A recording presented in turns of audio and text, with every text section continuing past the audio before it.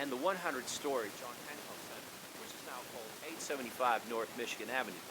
It's got 360 Chicago observation deck where you can ride Tilt, Chicago's highest thrill ride. It's an enclosed moving platform that literally tilts you over Michigan Avenue from the 94th floor.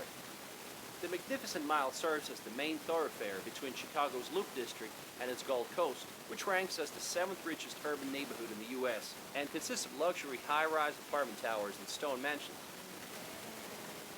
But Chicago's not a concrete jungle. There are plenty of parks like Grant Park. It's a huge urban park which is sometimes called Chicago's front yard.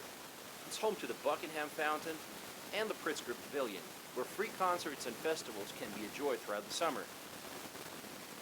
Another recent addition to the city is Millennium Park, built in 2004, and it features Crowd Fountain, an interactive work of public art and video sculpture. Lurie Garden, a beautiful and serene park that many people don't even notice because it's tucked away behind the tall hedges. And the Bean, of course. Cloud Gate is the official name. It's one of the modern masterpieces in the heart of Chicago. Its design was inspired by the liquid mercury, and the sculpture's surface distorts the reflection of the city's skyline. It's a great spot for taking pictures. We are in the Millennium Park, and it has a lot of cool installations and art objects. The coolest of which, I think, is a Cloud Gate. Right next door is the Art Institute of Chicago. It's hands down one of the best art museums in the country, and one of the largest collections of Impressionist art outside the Louvre. You can spend days walking around the museum. They had the Obama Portraits exhibition in the summer of 2021. I could tell there's a little bit of an obsession with Barack Obama in Chicago.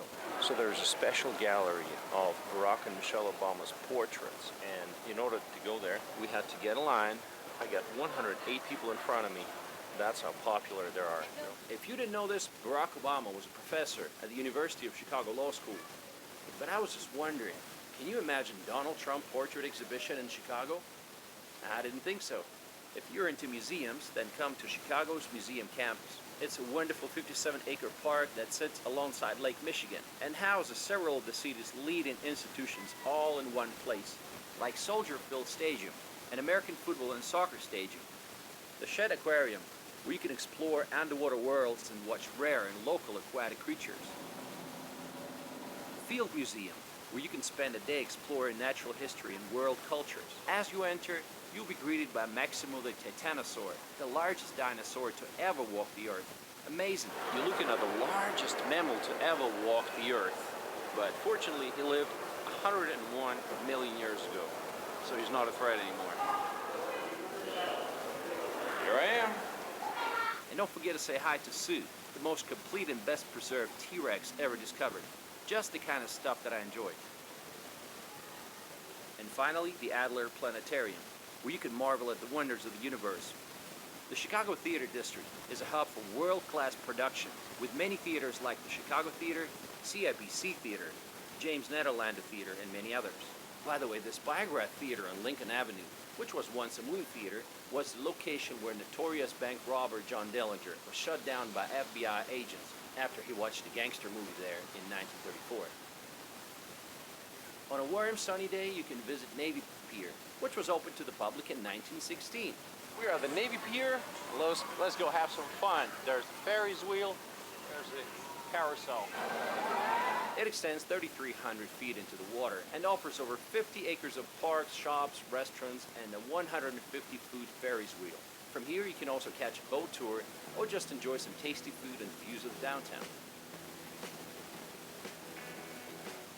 Now let's take a look at North Chicago. The northern neighborhoods are desirable for their waterfront location and nightlife, like Lincoln Park, one of the most affluent neighborhoods in Chicago, just 2 miles from downtown. The community is named for the 1,200-acre park, which includes beaches, gardens, a zoo, a museum, and more. This is one of the oldest neighborhoods in the city. My friend Chris lives here, so let's talk to him. People, they move here when they're just out of college, right? They get a good job in the city that pays decently well. They want to live in this neighborhood because there's a lot to do here. Then they get married. Then they have their first kid. Then when they have their first kid, they buy a 2-bedroom, 2-bathroom condo. And you can get those for about $500,000 to $600,000. From once they have their second kid, though, is when they leave the neighborhood. 3-bedroom places are typically where things start getting north of $1 million. And it gets really hard to like juggle having a family and making enough money to support that kind of lifestyle. Yeah, I would say that the people that you see living in this neighborhood are young professionals, and they're living in multi-unit built, high-rises like me. 1-bedroom apartment, 17, 18, 1900 a month. Studio is going to be in a range of like 1100 to 1300 a month. 2-bedroom is going to be about 2000 to 2500 a month. Next to it is one of the oldest zoos in the U.S., Lincoln Park Zoo, and it's one of the last remaining free zoos in the country. And I have to come all the way from Russia to see a polar bear. But he doesn't want to see me because I can't find it. 35 acres of animal fun.